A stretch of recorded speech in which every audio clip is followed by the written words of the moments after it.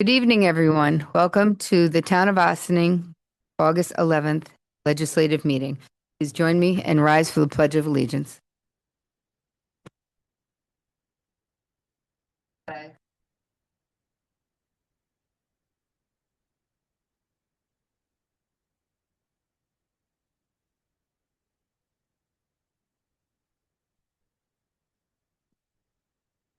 Thank you.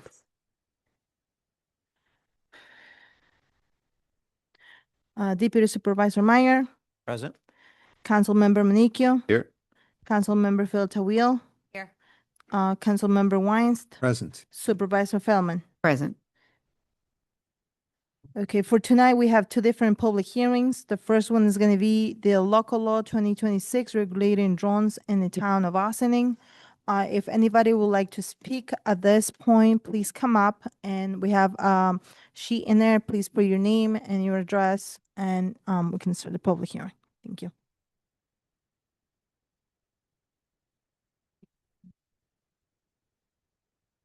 I approach. Absolutely.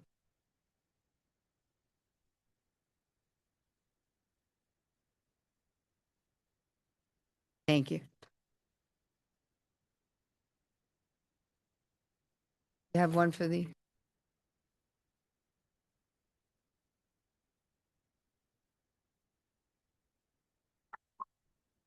Good evening, members of the Town Council. My name is Sam Cooperman. I'm a certified commercial drone pilot, and I run a small business locally. I have professional interest in this law. Let me start with safety, because that is what this board wants to protect. Anyone can walk into a store and buy a drone. In untrained hands, a drone is dangerous. I don't dispute that. The federal government already handles this danger. Every kind of drone flight already has its own federal rule. Flying recreationally requires a trust certificate, which requires you to register your drone and pass a federal safety test. Flying for pay, like me, under Part 107, I passed a proctored FAA exam, TSA background check, and I hold a federal pilot certificate. Drone delivery is called Part 135 and flies the same standard as airlines do. Coming soon at the end of this year, it's called Part 108, where pilots are able to fly a drone beyond their line of sight. Every one of these is already federally regulated. The FAA tests these pilots and holds them to strict safety standards. The pilots who go through that are not the danger. They are already the ones who are flying safely. So think about what a town permit adds. It does not test anyone, does not train anyone, cannot make the skies safer. It adds a fee and a form for pilots who are already federally licensed, and it does nothing to stop the reckless person who's never going to ask for a permit. This technology has real value right here in Ossining. Last Friday, 4-alarm fire tore through the apartments on Hawks Ave. 16 families in our community lost their homes. At a scene like that, a drone is invaluable. It documents the damage. It lets an engineer check a burned, unstable roof without sending a person up there. But here's the problem with the permit. It takes 10 business days. Think about what that means. If a family member or their insurer wants drone footage of that fire damage today, they would have to wait 10 business days for a town permit. Information is time sensitive. The footage would come far too late to matter. Take a news crew covering the breaking story. They cannot wait 10 days either. As a licensed 107 pilot, I can be hired to capture for news outlets, but only if I can fly when it still matters. Strike while the iron's hot. A 10-day permit does not regulate this work, it ends it. There's a very serious legal problem with the proposed law. A town, municipality, a city cannot regulate flight. Congress gave the federal government exclusive control over the nation's airspace. The FAA controls that airspace down to the ground where drones fly. The moment my drone leaves the ground, it's in federal airspace. Doesn't matter whether I took off from private property or public land. The flight is federal. So let's talk about what a town can regulate. Its own ground. Where a pilot takes off and lands, it's town property. On town property. If I launch from private property, that's between me and the owner. not for the town to regulate. Let's take a quick step ahead. In Elmsford, Amazon's large distribution facility. Drone delivery is not here yet, but it's coming. And when it does, these will be federally licensed flights moving through federal airspace. Whether that future excites you or worries you, it's not for the town's decision to make. It's for the FAA's. A town has no say over an approved delivery drone passing overhead than it does a passenger jet. This has already been decided in federal court. It struck down a nearly identical drone law and ruled it preempted. That means federal law overrides municipalities. Ossining's proposed law makes the same mistake. More than a dozen provisions in this draft either duplicate federal laws, contradict them, or are so vague they invite arbitrary enforcement. It requires a town permit to fly commercially anywhere in the town. The town draft even claims local rules override federal rules just by being stricter. They cannot. Town cannot outrule the FAA. Let me be honest about the risk to the town. It runs in two ways. These airspace rules are preempted, and a court will strike them down. Second, the permit lets one official approve or deny with no standards and no appeal. That kind of power invites a federal civil lawsuit. And if the town loses, it's going to be ordered to pay the other side's legal fee. My ask is simple and it's constructive. Let's please pause this vote. Have the town attorney review this law for preemption. The FAA even has a dedicated office for exactly these questions, and it invites towns to ask. So please ask before you vote. I've also submitted to you guys a detailed written analysis of your proposed law for the record, and I respectfully ask each of you to read it. Keep what's truly the town's. Take off and landing from town property, privacy, and trespass. And let's leave the airspace to the FAA where it belongs. Town can protect this community without building a second layer of aviation authority has no power to control. No one here has to choose between protecting its residents and getting this right. You can do both. Drones carry real promise for this community and a real responsibility to fly them safely. As a local operator with a stake in this community, I welcome the chance to work with the town on a version that protects its residents and its operators. Thank you all for your time tonight. Thank you. Thank you. Is there anybody online that would like to speak at this moment? May I address the board briefly? Yes. The reason why this local law is before you is because of the person who just spoke, Mr. Cooperman, had contacted the clerk's office and requested a copy of the permits for the village and the town. The village already has a local law in the books, and the permit is associated with that. And the town has nothing on the books. And so the intention was, because you share an enforcement agency in the Ossining Police Department and an administrative agency in the clerk's office, to accommodate Mr. Cooperman's request by adopting this local law so that there was a permit process in place. I have no objection to taking a second look. The law is clear that it does not supersede state or federal law. That's Hornbook law, and that would never followed. It's the same in the village's code. The intention is for the town to have knowledge, be aware of what's going on within its boundaries so that it can react and know what's going on and that it's being done under appropriate circumstances. That's not necessarily inconsistent with federal law. But I have no objection to taking another look at it. Thank you. Anyone online No. on this issue?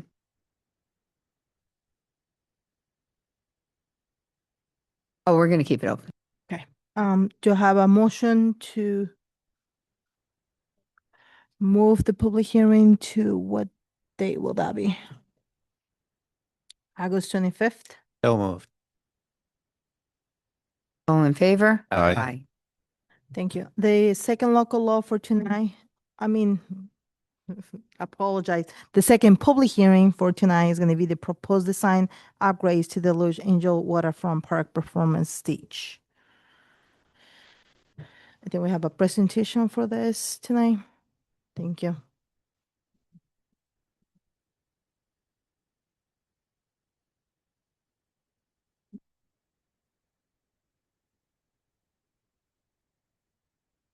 Second sheet is for the second public.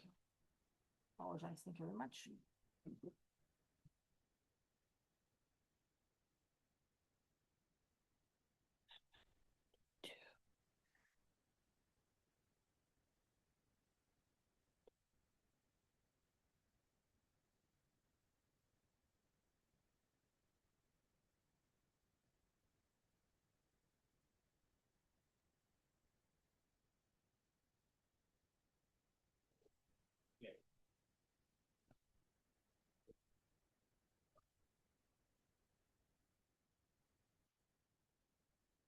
Hmm. Good evening, Council. My name is Jay Glucksman from KCI Technologies, also known as McLaren Engineering to others. We're here presenting on the Lewis Angle Waterfront Park Stage project. I don't know if it's as clear from your view. Yeah, I don't know if you can step back a little bit with Yep. that so that all the council members Sure. with the tripod, so all the council members can see it. Yep, I can rotate the tripod to try to improve the council members' visibility. Down. You want to come over this way? Yeah. Okay. Thank So this project is an improvement to replace the existing outdoor performance. Sorry. Happens. I'll just hold it up. So this is a project to replace the existing stage at Lewis Angle Waterfront Park in the village of Ossining. The existing stage is located approximate to the existing utility and rest house building here, near the train station. Yep, thank you. The camera can see it too, please. Yeah. Sorry, I know it's. Oh, you're good. No, that's fine. The current stage is a wood frame, has plastic lumber surface, which measures 28 feet by 20 feet and stands about 36 to 40 inches above the local grade and surface. The posts for the stage sit inboard of the edge, reducing the usable area of the stage. And the audience members for the stage generally faced west-southwest, which faces the river, and sun glare is a reported concern with the stage orientation. The existing stage is a pergola-style roof structure which does not protect performers from the inclement weather. The current structure does not provide ADA accessible access to the stage surface, and the stage currently has no capacity for theatrical lighting or limited power. So this project seeks the replacement of that stage with a new stage, roughly shown here, which the corner which uses space from the demolished structure that will occur, provides ADA access via an existing sidewalk to the stage, and has other important relevant features such as the increased, so increased size of the stage, going to 30 feet by 20 feet wide and standing about 30 inches above grade. The proposed stage is an elevated slab on grade with galvanized steel superstructure and includes a roof to provide shelter to performers and protect equipment. The new structure is designed to resist all the code required loads and promote safety, and the replacement offers theatrical pipes which increase the rigging capacity, more flexibility with events, and points speakers out towards the audience. The stage faces northeast, and the project also proposes replacement of some of the existing electrical facilities in the area to promote better access for vendors, food trucks, and power supply to the stage.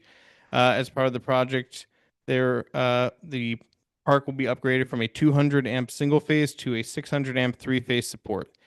The stage capacity will be duly upgraded.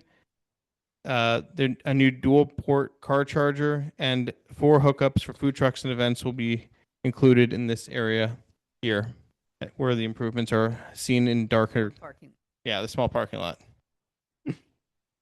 Uh, so I'll just keep that short and simple. If there are any questions or if you'd like to ask us about the project, we propose to, provide a nice stage for the Village of Ossining in our designs. Town of Ossining. We also have some pretty pictures. Yeah, Village has their own. our town. Looking behind you. So we also have some pretty rendering displays, if the camera can see as well, that show Can you turn what it it to, looks like. Oh, here, let the camera zoom in a little more. Yeah. Karen. Okay. Thank you. Nope.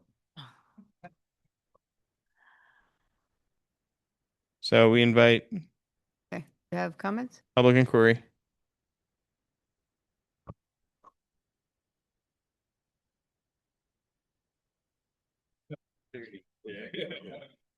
They don't count. I say.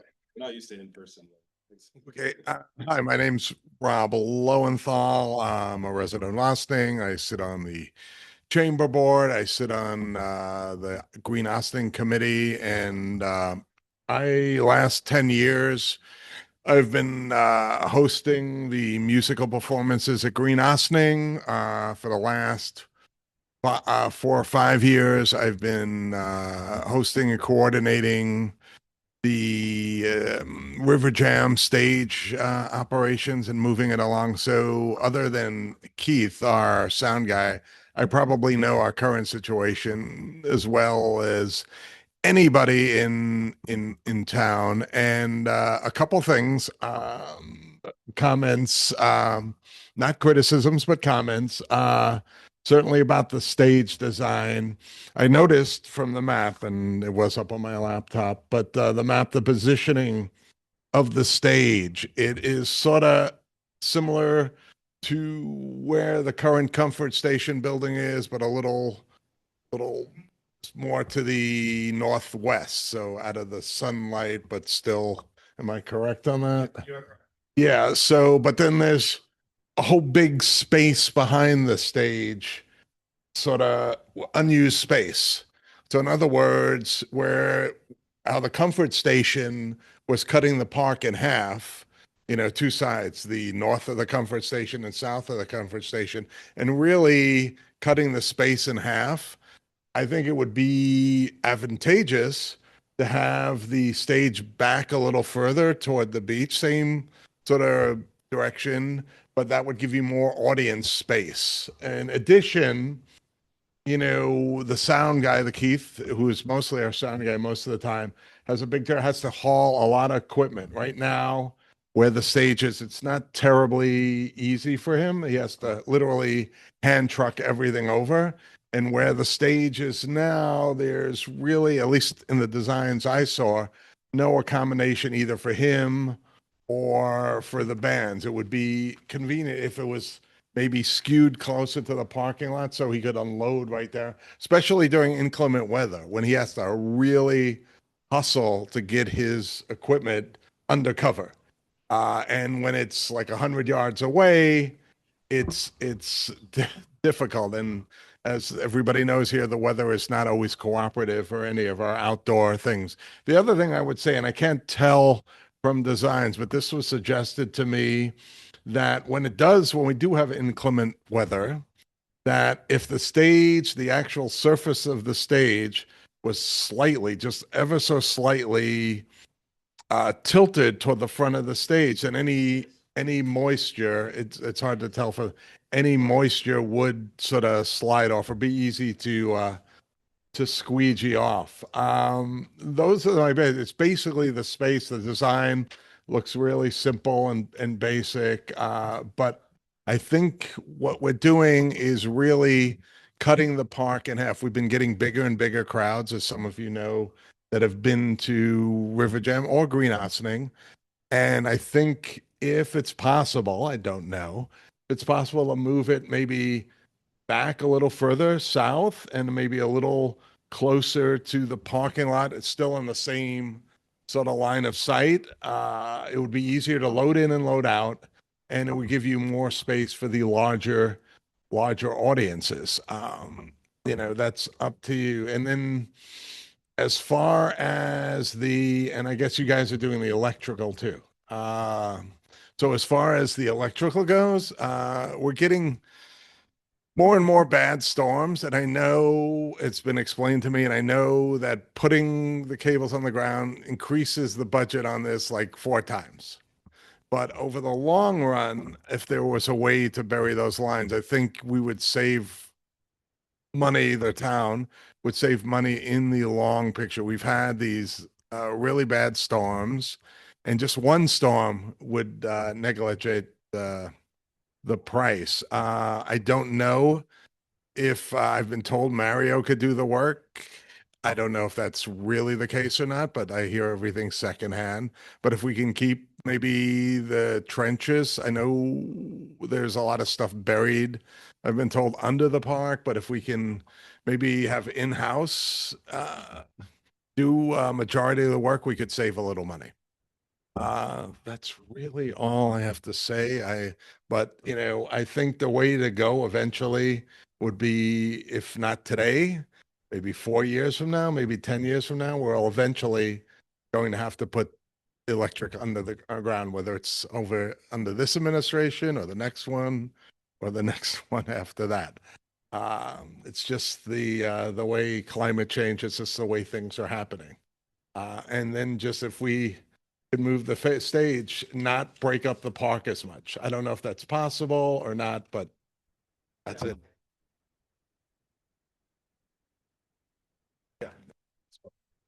Yeah, I'll probably point a little bit.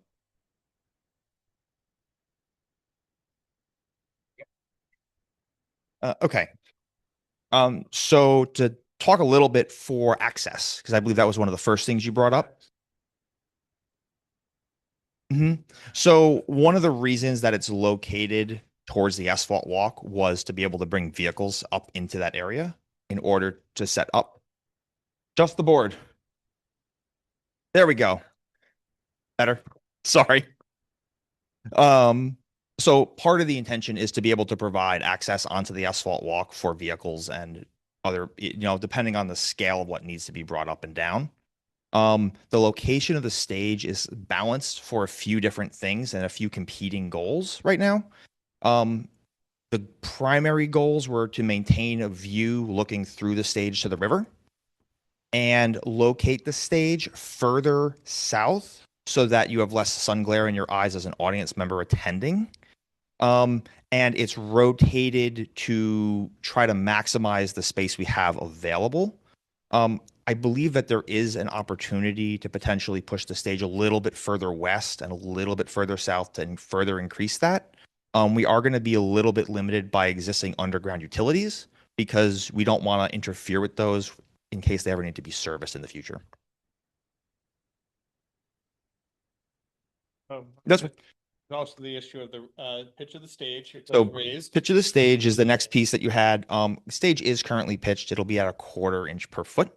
And that is specifically for drainage. And that's also for longevity of the concrete because you do not want water pooling and saturating the concrete. What was the third item? Sorry. Electrical. It is partially. Yeah. So actually, Jay, you want to talk about that one? You know about that one?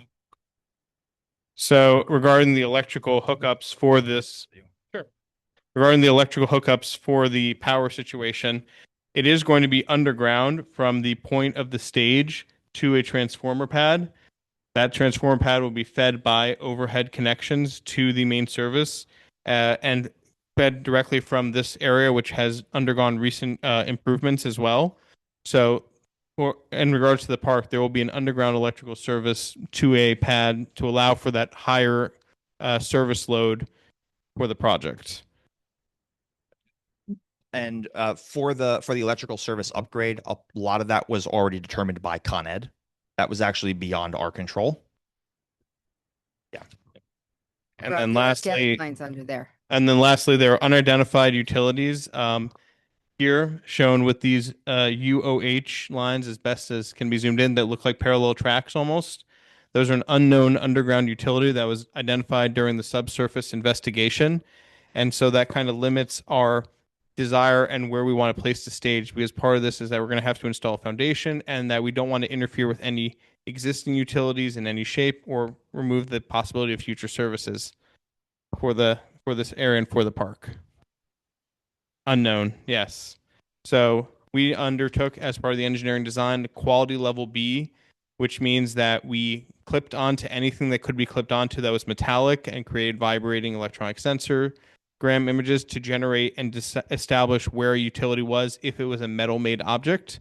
We established the locations of water lines, sewers, electrical utilities, gas by material that either can be identified in the field visually or by valve connections and points, the use of utility records, and means that did not require excavation or removal of soil in order to identify a utility's attributes or properties.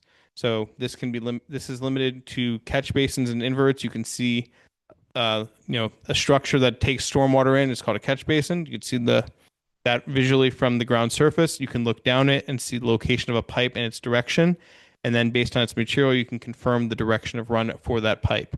If it's a metal-borne material, you can then clip into it and produce an electric signal, which can be traced for long lengths of time and distance to create a thorough map. And so we took the approach that didn't require destructive testing or excavation, hand vacuuming, or wet vacuuming of any materials and replacement of materials to do this subsurface utility investigation. So that is what's professionally called a quality level B, based on the fact of visual confirmation, record confirmation, and attributes done in the field to promote the positive testing. There are other methods that were used, including a pushed cart, which creates the ground penetrating radar, and those were used to identify non-metal utilities where possible. So you can't visually determine what something is, so they're more in bias the label of an unknown utility underground. I hope that's a thorough answer to that question.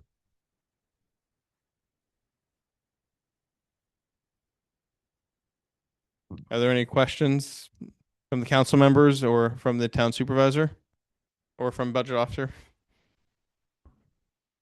You have somebody online? Sure.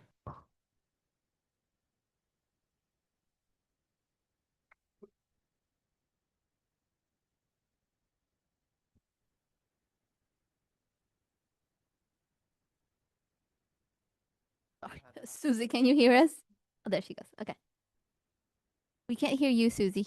Hey, good evening, everyone. Thank you for the presentation. My name's Susie Ross. I am chairperson of Green Ossining and host of the annual Earth Day Festival.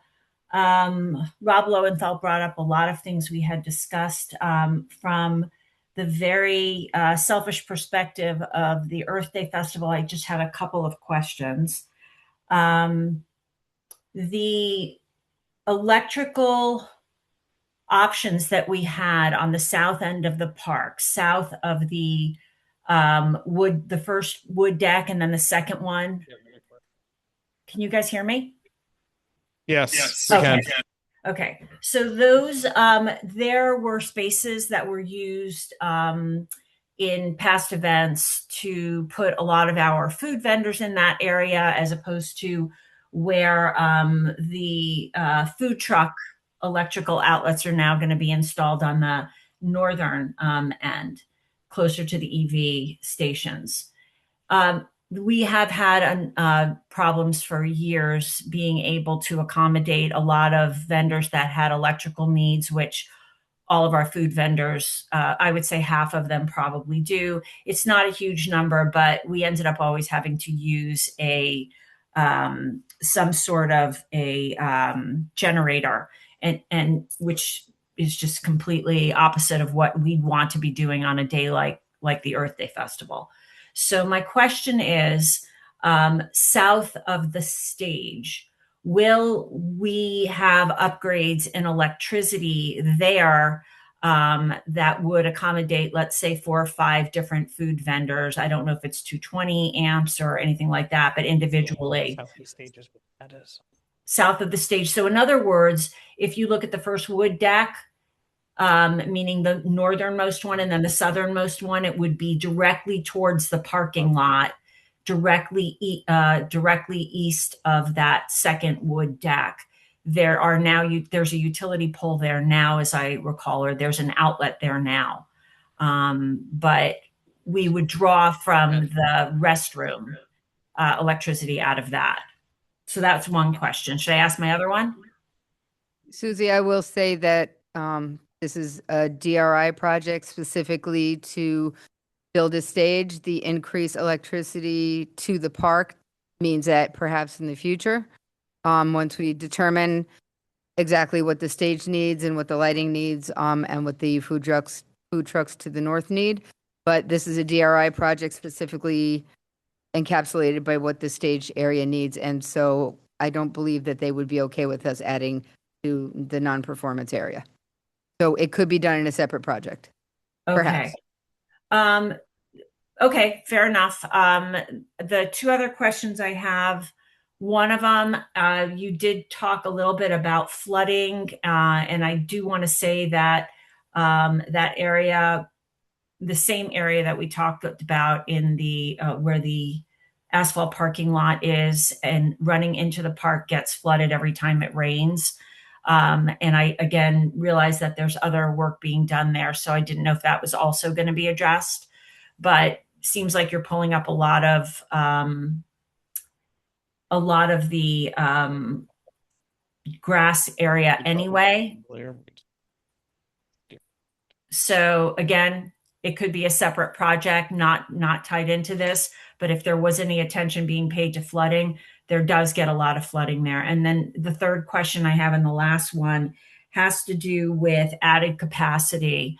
With the loss of the stage, the current stage, and a replacement of a larger stage, I'm just wondering how much additional capacity will the park have, just from a people perspective? I mean, I can't imagine it's going to be tremendously more, but I don't know if that's a number that has been tossed around.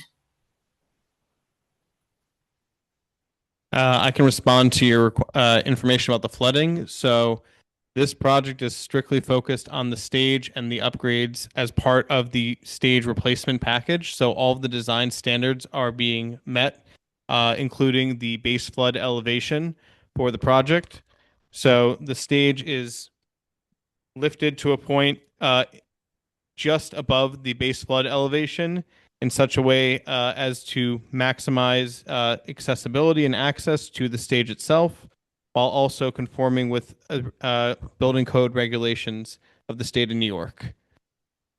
Similarly, the pad as part of its replacement is also subject to the same codes and is being built in accordance with those restrictions and future flood planning and resiliency efforts. In terms of grading or raising the land or any other land modifications beyond that which contributes directly to the stage or accessibility, that would be subject to a separate project. As the town supervisor has mentioned, this is a DRI project about the stage strictly. And I want to make sure I'm correct in saying that, Madam Supervisor. And then your second question was with respect to what, if you can remind me, Susie? Capacity. So in terms of capacity, there are no proposed changes to the number of parking spaces or to any codes or amount of spacing being done. We are hopeful that this location and orientation of the stage is beneficial to audiences and works in their favor. I guess, Susie, the question I have for you is, were you talking about capacity for attendees for events, or are you talking about overall capacity? Okay, attendees for events. That's honestly going to be very similar to what you already have. And that's, you're kind of limited by the geometry of the park itself. Mm-hmm. Okay. All right. Thank you, guys. Thank you. And actually, Rob, I wanted to speak to one thing that you had asked about moving stage closer to the parking lot for loading. We don't control that parking lot. We would not be able to make sure that there were no people parked in the way of loading and unloading.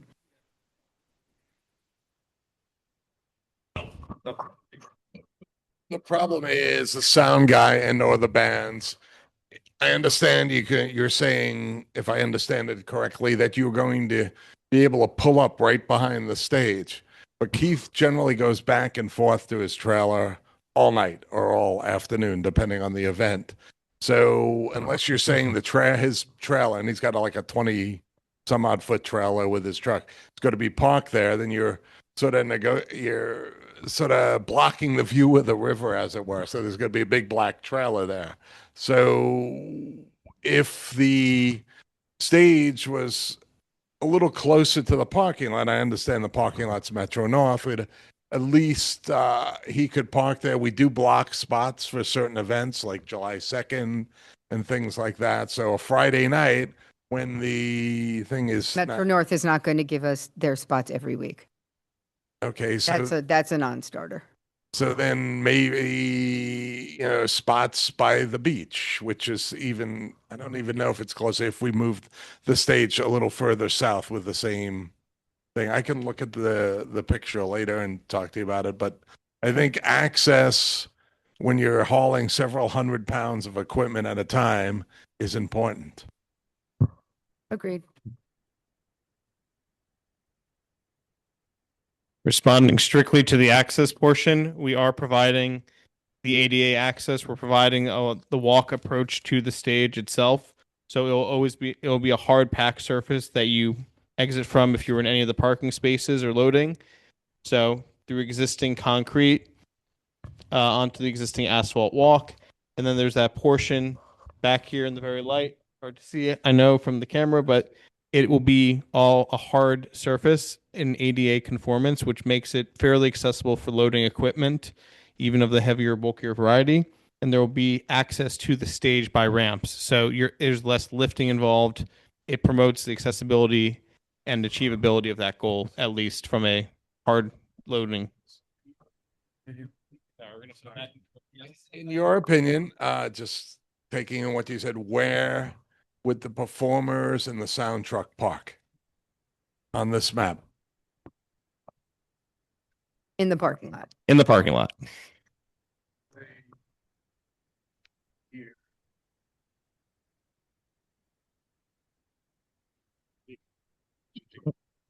The gentleman is pointing over here, or over here.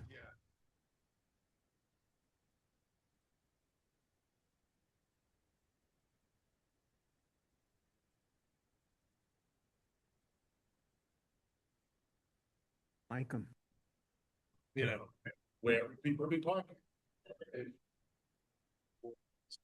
The gentleman's question is, where would they be parking for the band or for the load-in events? Where they currently park. Can't hear him. Can't hear, sorry. They currently park in the trailer. Rob, we are constricted by the land that we own. We do not have other options for that. I'm just I can't where change they're what going we to park. can't change. But Rob, once they unload and load, do they need the trailer during the performance? They only have to load and No. unload, If right? the weather is perfect, no. So, I mean, it's going to So be if a we can- load and unload type of thing at the boat I ramp. mean, it's a long sort of haul.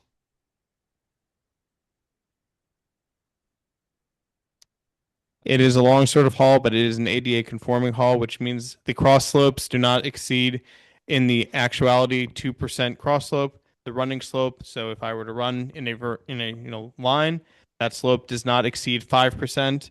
And so it makes it easy enough to move equipment that is wheeled.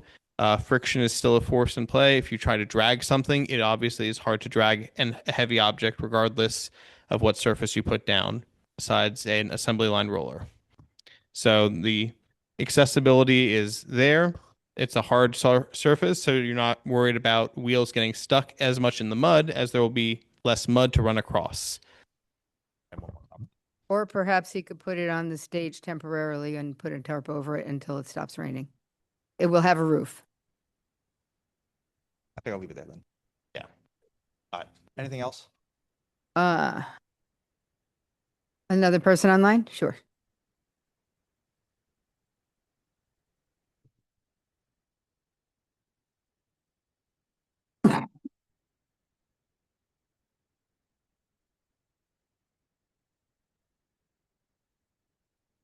Hi there. Good evening. We can hear you. Okay.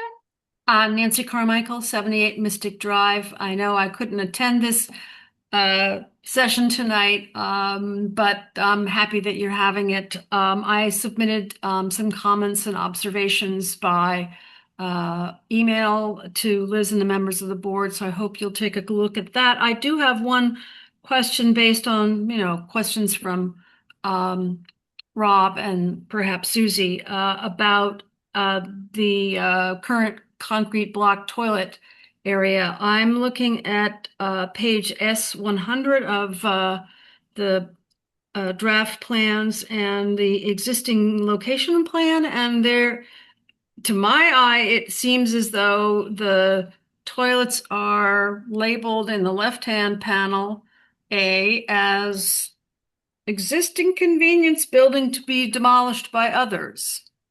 Yes. Am I reading that correctly? Yes, we will be removing that building before the stage is built on similar footprint. Okay, so that is in other words, we regain that space for audience. Yes. Okay, I just wanted to I wanted to clarify that. Other than that, I hope you'll take a look at my notes. I think this is a good start. You've used the funds wisely, it seems. It's, not the biggest bandstand ever, but we don't have the biggest audience space. So thank you all for the effort in making this happen for our community. That's all. And just to, I did mention your comments to our designers, but he was asking about the increased shade or a possible retractable shade or windbreak. Yep. And actually that I can speak to now. Sure. The overhang of the stage is oriented in such a way that it will provide protection for people on the stage. Awesome. There is a little bit of a balancing act because the longer you make the cantilever, the more expensive it becomes. So we're trying to balance costs to the community and the sort of the value it provides. Okay. In terms of a sort of a screen in the back, the roof should provide really pretty good cover for the people on the stage. Adding a wind, adding a screen would basically limit. There would be like wind thresholds for it because the structure wouldn't be designed for that, and that would actually make it substantially more expensive to do. Thank you for explaining that to me. Yep. No, thank you very much. Oh, you want to? Yep. Is Carl Ackerman with Sullivan Architecture. We're the consulting architects for McLaren. The stage is located with its slight angle to increase more patrons viewing because you're going to take advantage of the linear nature of the park. Currently, it's facing tracks, so you have a narrow band there. So you're going to get de facto, you're going to get more space for patrons. So I just wanted to add that. Going to increase that whole area behind the flagpole, that area there. That's all going to be where people can sit now that they can't sit currently. And I know that you had we had all discussed not aiming it directly south. So you were looking at the sewage treatment facility and if it was directly north-south, it would be looking at the sewage treatment facility and also aiming the speaker straight at the apartments. So at this angle, you can speak to that if you want. Yeah. And the renderings that are in the package, we got some actual images and we blended those behind the actual views of looking down the river that you're going to see. So we wanted to make it realistic. That's what you're going to see. That is, on the renderings. So they're pretty close to the actual angle, looking down the river on an angle. With the sun much further north. Yeah. So that Good work. Bye all. Thank you. Thank you. Thank you. Do any of my council members have questions or comments? No, we've been looking at it. No progress. Looks great. I'm excited. Okay. We will be taking all the comments that we received today. We're going to keep the comment period open. We're going to take everything into consideration. Keep the comment period open for another meeting. So we will be taking comments in writing and also Well, just to be clear, are you going to hold another public hearing at your next meeting, or are you holding the written comment period open? We're holding the written comment period open. Okay, so you're going to close the public hearing, Okay. subject to written comments that are received at what? I mean, how? At the supervisor's office? Yes. Okay, on or before 5 p.m. on August 25th, Sounds great. your next meeting? Yes. Okay, I just What want to she be said. clear if you're holding another public hearing like this, or if you're just holding the written. Okay, no, we're going to hold the comment period open so we Written can. comment Written period. comment period Okay. open. Thank you for clarifying. Do you want to Okay. speak? You can have a motion to that effect. I think she's here first. Okay, are there any other comments on? You just have a motion. Exactly, a motion for the written comments, and I have it open and close the public hearing until. So moved. Second.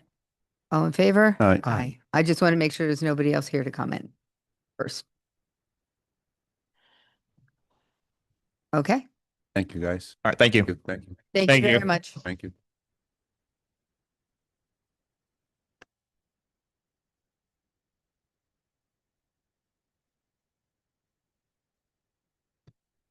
Thank you. All right, moving on the agenda, we have the supervisor and town board announcements. Okay. First, I really want to talk about how grateful, thankful we are for the Ossining Fire Department's amazing coordination with the Ossining Police Department, OVAC, Westchester County Emergency Management, and the multitude of fire departments that 28, I believe, other local fire departments that came to the huge fire that we had Friday night. They all came together to get the residents to safety, to get Friday the fire under control with no injuries or loss of life. The 16 units that have been displaced are being assisted by Red Cross, by Galata House. There are fundraisers. There are a lot of local groups offering help.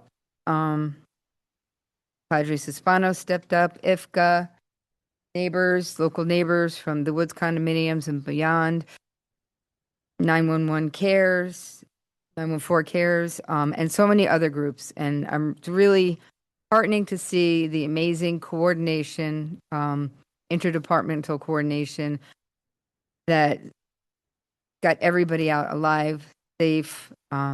We knew we had the best fire department, and they just proved it.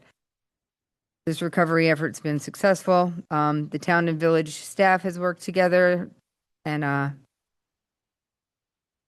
we're just very thankful. Start with that. Okay, on to other things. The Ossining River Jam Summer Concert Series continues this Friday with another great event of live music on the waterfront. This week's featured performer is Carlos Palente, performing a mix of Latin music with accompanying orchestra.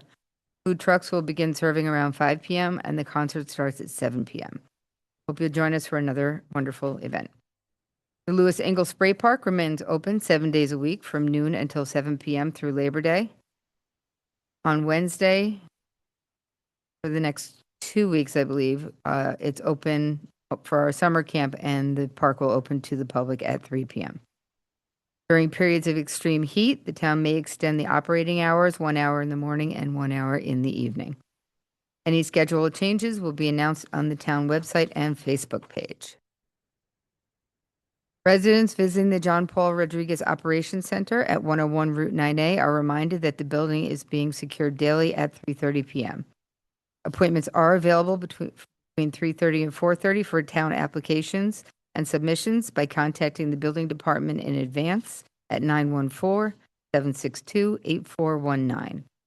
We're also pleased to remind residents that the Ossining Haverstraw Ferry is offering weekly service Saturdays and Sundays through October 31st, making it easier to connect to Haverstraw and for them to connect to the Metro North trains and enjoy our scenic waterfront. The Ossining Historic Cemeteries will be running their gravestone cleaning workshop on Saturday, August 15th from 9 a.m. to noon. Everyone is welcome to join at Dale Cemetery in Ossining. For more information, please visit ossiningshistoriccemeteries.org. On August 15th, the Back to School Summer Festival will be running from 12 to 4 p.m. at Nelson Park. This event is a big collaboration between the Star of Bethlehem First Baptist Church, the Ossining Youth Bureau, and the Kindle community. The event is an amazing showing of strength of the community coming together. There will be school supplies and sneaker giveaways, free food, arts, crafts, games, and even basketball and soccer tournaments. The Westchester Jewish Council, in cooperation with Westchester County Parks, will be hosting their 50th annual Westchester Jewish and Music Arts Festival. This event will feature live bands, local artists, kosher food vendors, family activities. The festival will run from noon to 6 p.m. Saturday, August 16th at the Kensico Dam Plaza in Valhalla. The last walking tour of the 2026 Historic Sparta neighborhood will be held on Sunday, August 16th. It will begin at the Jug Tavern, Rockledge Ave, and Revolutionary Road behind the CVS at 1 p.m. An introduction to the history of the area. Participants will then walk about 6 blocks through the neighborhood, learning about the historic homes in the landmark district. The tour will end around 3 p.m. Dr. Alan Stahl, a neighborhood resident who taught history in the Department of Princeton University and served as the chair of the Village of Ossining Historic Preservation Commission, will lead the tour. The tour is free, but participation is limited to 20 people. So for a reservation or further information, please go to Jug Tavern website at www.jugtavern.org. Eligible moderate-income households may qualify for monthly utility bill discounts through New York State's expanded energy affordability program. To learn more, please visit nyeap.com/program. Jazz at the Lodge continues every Thursday evening. Visit jazzathelodge.com for the performance schedule and additional details. Sustainable Westchester reminds its residents that its free grid rewards programs allows participants to earn initiatives by reducing electricity use during periods of peak demand. Additional information is available at sustainablewestchester.org. Neighbors Link continues to provide valuable service and trusted resources for our immigrant community, including Knowing Your Rights webinars offered in both English and Spanish. Residents can also find information for trusted local professionals by visiting neighborslink.org and selecting the resources page. Ossining Public Library offers outstanding educational, cultural, and family programming throughout the year. For the latest calendar of events, which has shifted somewhat from the construction, please visit the library's website or follow its official Facebook page. The Loft LGBTQ+ Community Center offers a wide range of programs, support groups, educational opportunities, and community resources for the LGBTQ+ community, individuals, and their families. More information is available at loftgaycenter.org. As always, there are many more exciting events taking place throughout our community than we have time to mention this evening. I encourage everyone to visit the weekly supervisors update on the supervisors webpage and stay informed about upcoming events, programming, opportunities throughout the town of Ossining. Thank you. Thank you, supervisors. Anybody on the board, any council member that would like to have any announcements? Oh. Moving on the agenda, we have public comments on the agenda item. Visitor record to 1 4-minute opportunity to address the board on any of the resolutions on the agenda. Is there anybody online that would like to speak at this point? Is there anybody in the public that would like to speak? No. Board resolutions, approval of minutes, July 28, 2026, resolved that the town board of Ossining hereby approves the July 28, 2026 minutes of the regular meeting as presented. To have a motion. So moved. Second. All in favor? Aye.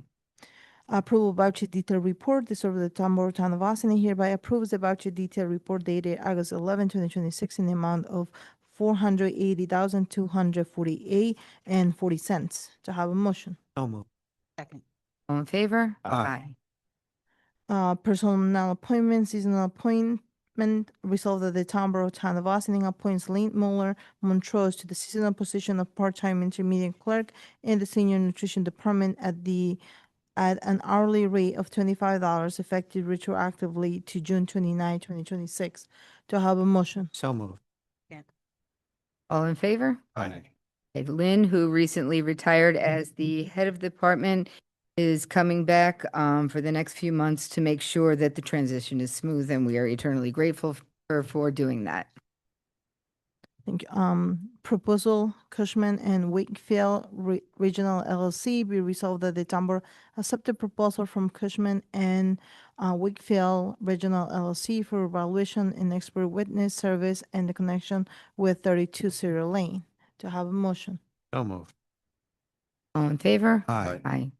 Call for public hearing, Flames Bar and Grill LLC Cabrera License 2026. Resolved that the Town of Austin hereby calls for a public hearing to be held on Tuesday, August 25, 2026 at 7:30 p.m. at the Bristol Police Corps Facility 8688 Spring Street, Austin, New York, 10562, and via Zoom conference, which information will be available at the Town of Austin website in the matter of the 2026 Cabrera license for the Flames Bar and Grill LLC, 533 North State Road in Radcliffe Manor, New York, 10510. Do I have a motion? So moved. All in favor? Aye. Monthly reports. Resolved that the Town of Austin hereby accepts the following monthly reports for the month of July 2026. Supervisor's Office, Town Clerk, Town Receiver, and the Town Building Department. Do I have a motion? So moved. All in favor? Aye. Visitor recognition. Visitors shall be accorded 1 4-minute opportunity to address the board on issues not related to the agenda, but the relevance to the common goods of the town. If there anybody online that would like to speak at this time? Would like to speak at this time? Please come up. Aye.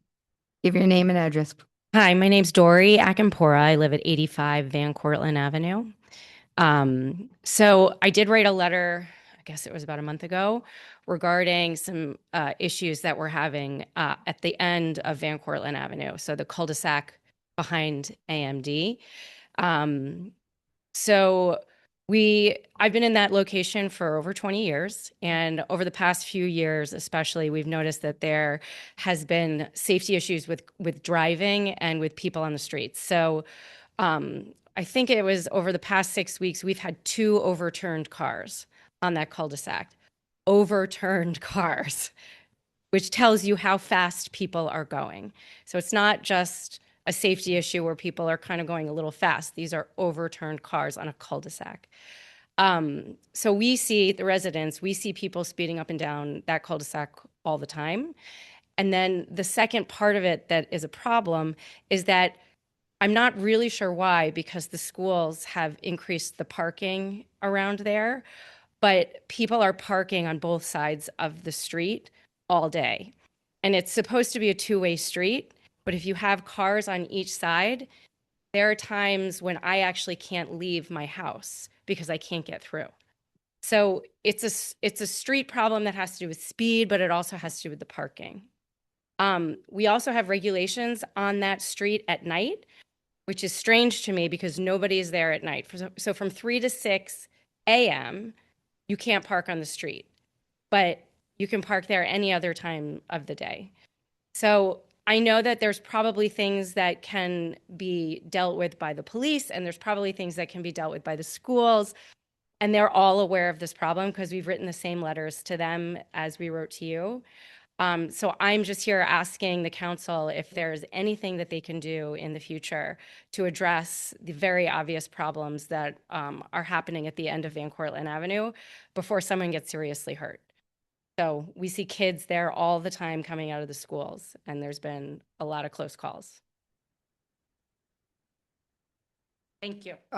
We normally don't answer public comments, but I am going to go meet the school, but they described in their plan that they are getting all of the teachers off the street.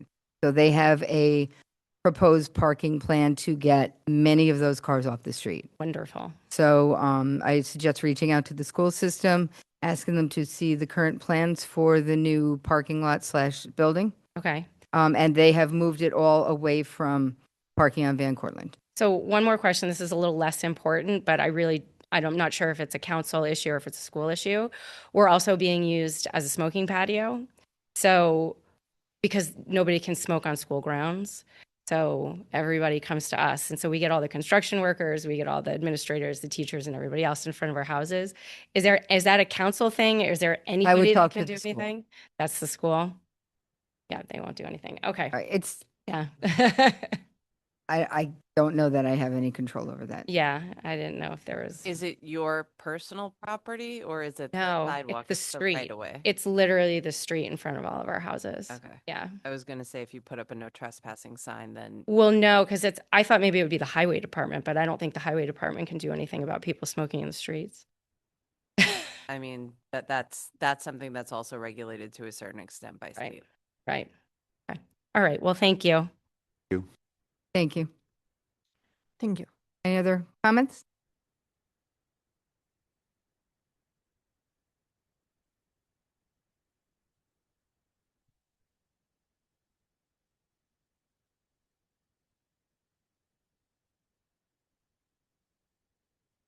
Bottom. All right. All right. So thank you for joining us. We are looking at giving some proclamations to people who went above and beyond and accommodations to the other departments that helped us at our next meeting. So stay tuned for that.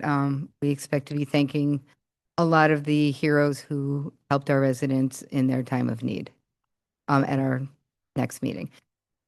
Anyway, this is it for this meeting. So thank you for joining us, and we will see you August 25th right here at the courthouse. Thank you. Do we have a motion to adjourn to executive session for pending litigation? So moved. All in favor? Aye. Yes. Thank you.